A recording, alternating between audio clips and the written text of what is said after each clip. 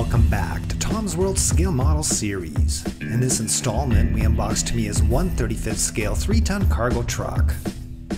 If you enjoy programming on scale modeling, then show your support by subscribing to this channel. Leave us a comment, like, dislike, or share the video with friends. Clicking the notification bell gives you alerts when we post new content, or visit the channel Tom's World for a friendly visit for a complete list of all our videos.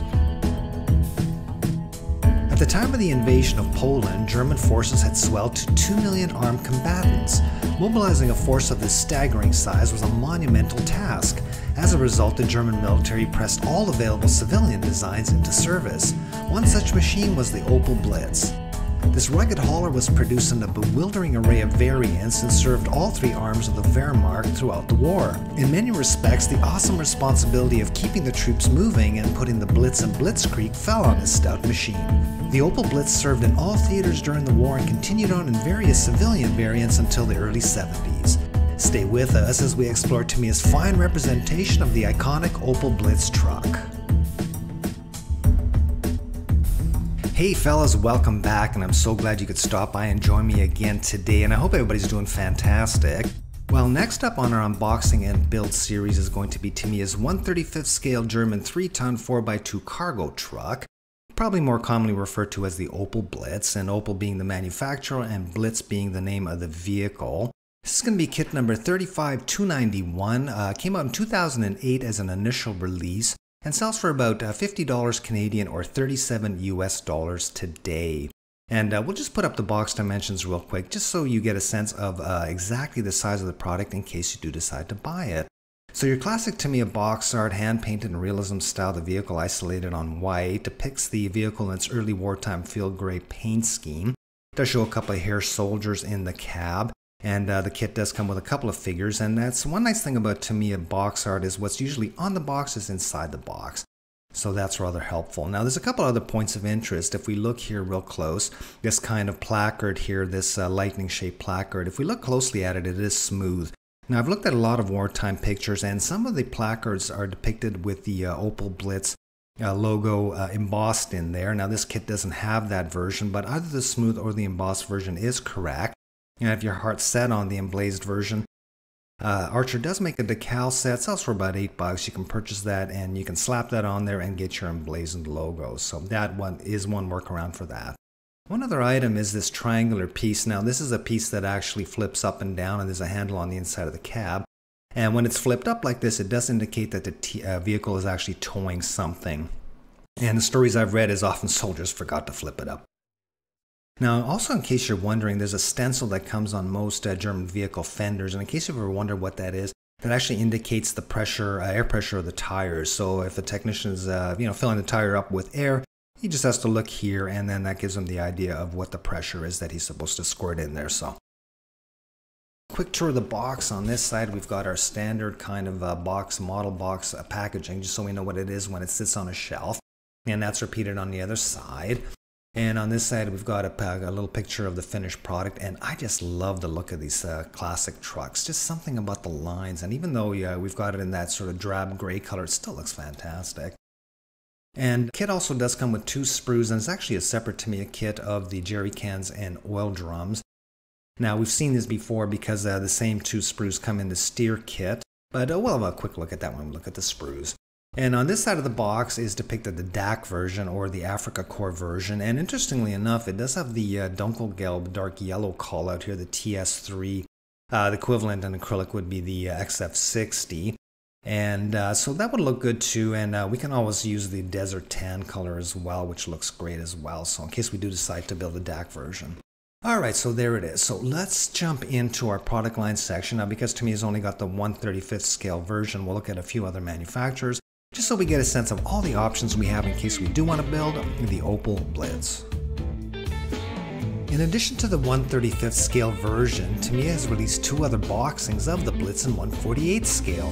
If you want to stick with Tamiya quality and work in a smaller scale, the 1/48s will save you a few dollars. Both these kits are of excellent quality and will deliver a satisfying build experience while not taxing your display case real estate. Quite a few manufacturers have produced Opel Blitz kits over the years, but we'll focus on those brands that are available. The Italeri and Revell Germany releases reside in the budget price range. For sheer volume, Italeri is the hands-down leader, releasing some 12 boxings over the years. Many of these releases are simply licensed to other brands or are straight-up reboxings with just slight variations. Their first release, kit number 216, dates all the way back to 1973. Many of the Italeri releases have fallen into obscurity, but these newer offerings are carried by most retailers. While not quite up to the quality level of Tamiya or the deluxe brands we'll look at, the Italeri kits do cost less, priced at about $30 to $35 US. This makes them a solid choice for beginners or for budget-minded builders willing to sacrifice a little kit engineering and detail for price. Revell Germany released this kit as a reboxed license through ICM Models. Given the premium price of ICM Models, the Revell reboxing's moderate price of $23 US is a bit surprising. At least this partially explains why sellers are having a hard time keeping this quote Revell unquote kit in stock. In the premium category, we find Cyber Hobby, Dragon, and ICM. Dragon and its subsidiary Cyber Hobbies have 6 releases between them. These kits are based on many of the same sprues and feature high part counts, PE, clear parts, and other value-adding features. For example, kit 6828 comes with a 2cm flak 38 mount. Being a 2-in-1 kit, the model can be built up as the cargo truck or the flat gun. All these are premium kits better suited for experienced builders, and their prices range from $50 to $60 US or more. The Ukrainian manufacturer ICM is likely better known to European modelers, but their kits are starting to appear in the North American market. ICM has 3 releases, and by all accounts these kits are highly detailed and very good quality. Kit 35401 comes with an engine, nicely molded parts, clear sprue, and rubber wheels. These kits come in and around the $40 to $45 US price range. ICM is gaining a favorable reputation and their products are worth a look. And finally, if resin is your medium of choice, Hungarian manufacturer DNE Pro Model offers at least 6 Blitz kits. This line is interesting since it includes the 1-ton version of the vehicle in various configurations. Still, this line has all the trappings of working with limited run resin and is best suited for advanced and experienced modelers looking for a challenge. At this time, DNE kits can only be purchased off their website. Still, when balancing cost, quality, detail, and availability, Tamiya kits are hard to beat. That's why we chose this kit for our unboxing and build.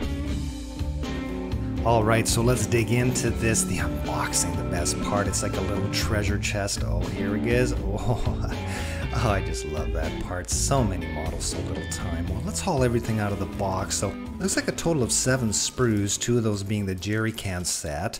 And my part count shows about 131 parts for the truck proper and 154 parts for the jerry can. So actually more parts in the jerry can set. But not too many parts, kind of a mid part count kit. And you know, they always balance it, Tamiya does, with part count and detail. So they always do a great job.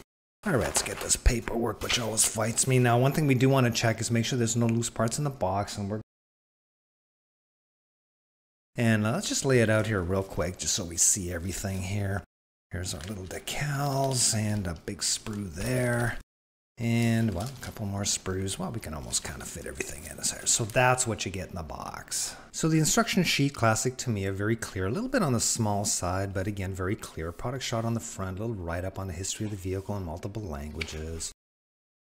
Well, let's see here. We've got our color callouts here. That color translation, they're all Tamiya colors, which is fine. Tamiya paints are great, but that translates our colors. So we see color callouts throughout the instructions, and we can just refer to here what the colors are.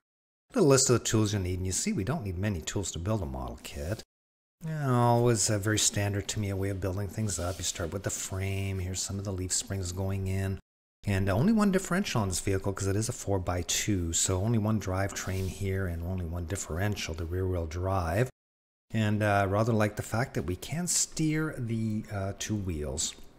They are opposable, and it's got the stabilizer bar, so to make sure that the wheels sort of are synchronized. Now, I'm not sure why Tamiya didn't do their Kugelwagen this way in their steer version. We had to kind of do a little bit of surgery there to get our wheels turned, but this is a fantastic way of doing it, and this goes way back to Tamiya's SAS Pink Panther, this kind of arrangement.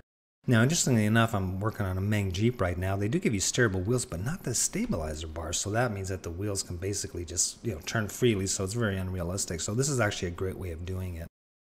Alright, so there, the drivetrain going in. Here we're just masking our windows. We'll see we do get masks in the kit, but they're not die cut. Not a big deal, but that's going to help a lot. And some people just discard the masks. You put your tape straight on there, cut around there with a sharp blade, and you can mask it that way if that's your preference. So Tamiya wheels, really good way of putting it together because the seam is on the back, so there's absolutely no cleanup on the wheels. Again, the Meng Jeep I'm working on right now is two-part with the circumference down the entire, the seam running down the circumference of the wheels, which is a little bit clunky because sometimes you have to fill and all the rest of it. This is a great way of doing it, and I just love this. And this is the same way they've done it on their Kubel and their Steer, so it's a great system. Polycaps, which is kind of handy. More of our framework. Here we're building up the cap, putting in our steering column. We're going to talk about this column in a second. And we do see that there's some wood graining on there, so that's fantastic. So here's just our seats going in, our rear window. Here's our cab going in. And very straightforward. Here we're putting in our windows. Oh, and I did want to, I just love that grille cover. It looks like almost like a Rolls Royce, and that gives it that sort of classic feel. There's a little placard going down. It's really too bad to me it didn't give us both the smooth placard and the embossed one, but well, there it is. Again, you've always got the decal set in case you want to go ahead and do that. And so what else we have here? This is our windows going in, our side windows and our windshield. And it's kind of nice that they're separate pieces, obviously, so we can pre-paint them and then insert them in later with some white glue. And then here's our soldiers. Now the only issue I have here is these are very marked hair soldier uniforms. And this would be more apt in, say, the European campaigns and maybe Italy. Because we get a DAC version of the kit, I'm not sure these uniforms are correct. If you do look at the Africa Corps uniforms, they are different. They go more of a khaki color where these are field gray. And also they tend to have caps and shorts and all the rest of it. So if you really want to be a purist and build the DAC version, you may want to get different figures that, reflect more that Africa Corps uniform. Now, would you ever find these uniforms in Africa? Maybe. You never say never in wartime, but I think if you want to be absolutely sure, go ahead and get aftermarket DAC figures. Now, one thing I do want to mention, if we do build up the cab and then we put the steering column and the wheel in first and we glue those down, sometimes we can't get the figures in. So what I like to do is I put the column in, and then I build up my figure, and then I just, while the glue is still wet on his arms, I will put in the steering wheel and the figure in there, and just make sure that the steering wheel and his hands come in, intimate contact with the wheel. So a little bit of a builder's tip. You'll find that sometimes, again, if you install this early, it's hard to get the figure in, and you can't get his hands on the wheel properly. So a bit of a builder's tip there. And here we're just putting the finishing touches on the cab. There's the towing indicator, the jack going in. We're not going to play guess the parts, but there that is. And then, well, is that it? No, we got some more parts here. And then here we're just, I'm mating the cab. The width indicators, they're going in. A couple of jerry cans building up. Here's the bed going in. It's only 5 parts. Gosh, I remember a CCKW bed's got like 1,000 parts for the bed. Well, it's an exaggeration, but way more than that, so that's kind of nice. Just 5 parts. Some of the underside of the bed going in. Here the bed's getting mated with the rails for the canvas cover. And then finally, we're just building up all our jerry cans by way of cargo. So that's kind of cool. Not crazy about this construction. It's 2 parts, so you end up with a seam. A little bit of cleanup there, but certainly nothing impossible. And here's our, decal scheme for, we got 4 different vehicles. This one here is going to be, they're all mostly early versions. This is the Eastern Front 1941, so that would be in Russia and probably Operation Barbarossa. There's our decal set for our DAC version. We've got a little palm tree there, and that's, North Africa 1942.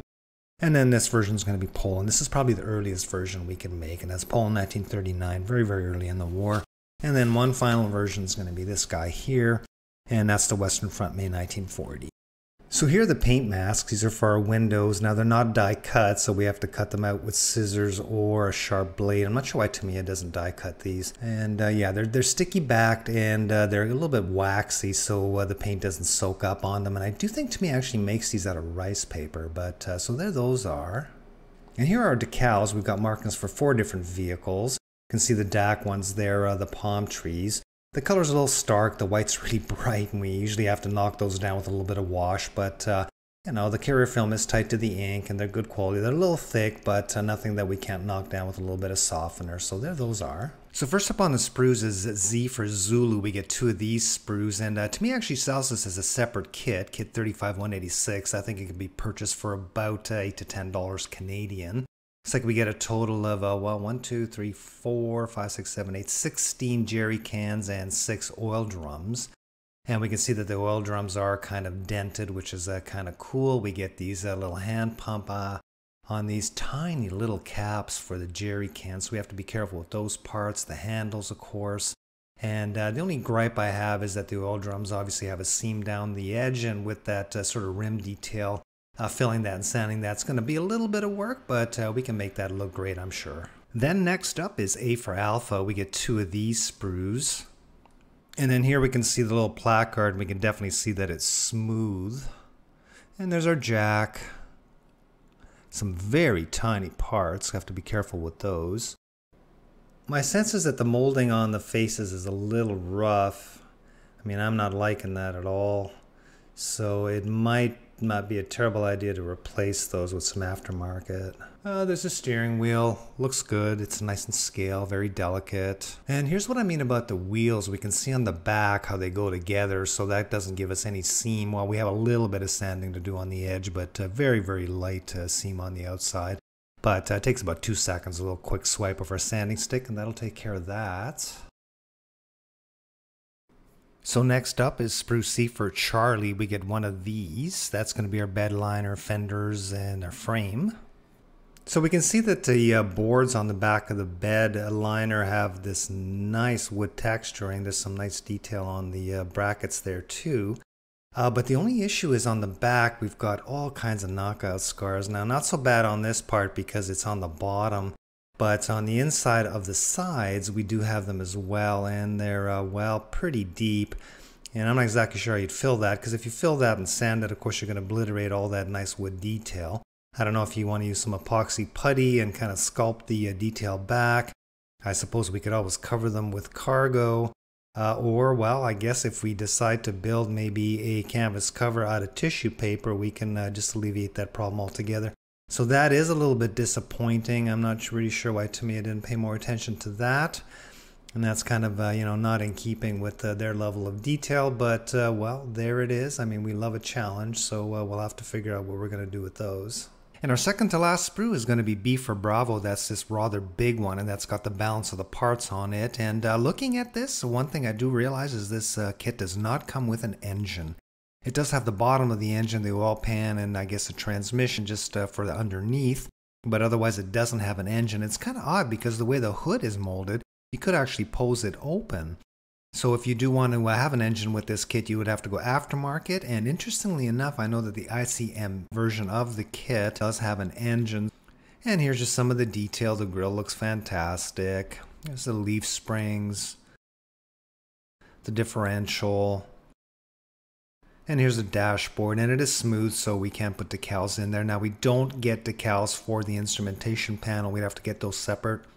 But Archer does make a kit for that, so. And finally, our poly caps. We get 4 of them. We don't get any extras, so be careful not to lose them. And our clear styrene sheet. It's always a good idea to leave it in the plastic until you're ready to work with the clear parts so you don't scratch them up. But there's no distortion. They're always clear. They're always good quality. And there are little headlights there, so. Absolutely fantastic.